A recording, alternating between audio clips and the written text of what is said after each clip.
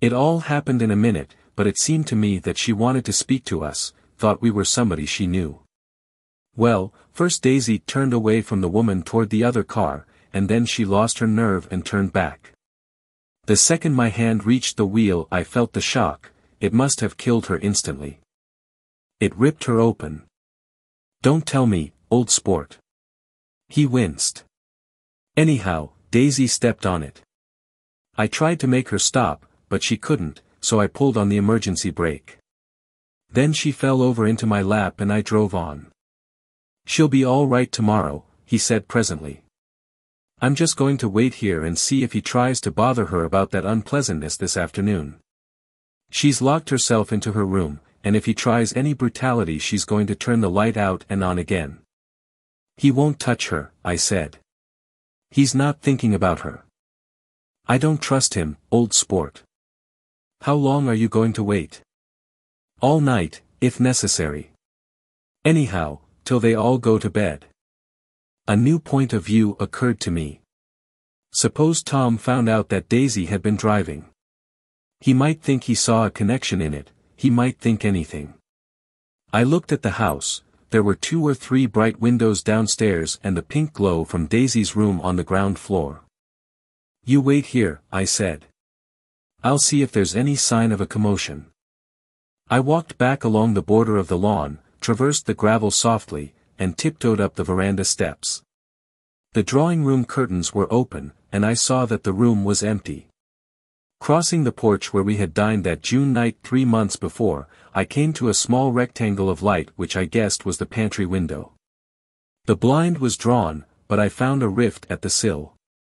Daisy and Tom were sitting opposite each other at the kitchen table, with a plate of cold fried chicken between them, and 2 bottles of ale. He was talking intently across the table at her, and in his earnestness his hand had fallen upon and covered her own. Once in a while she looked up at him and nodded in agreement. They weren't happy, and neither of them had touched the chicken or the ale, and yet they weren't unhappy either. There was an unmistakable air of natural intimacy about the picture, and anybody would have said that they were conspiring together. As I tiptoed from the porch I heard my taxi feeling its way along the dark road toward the house. Gatsby was waiting where I had left him in the drive. Is it all quiet up there? He asked anxiously. Yes, it's all quiet. I hesitated. You'd better come home and get some sleep. He shook his head. I want to wait here till Daisy goes to bed. Good night, old sport. He put his hands in his coat pockets and turned back eagerly to his scrutiny of the house, as though my presence marred the sacredness of the vigil. So I walked away and left him standing there in the moonlight, watching over nothing.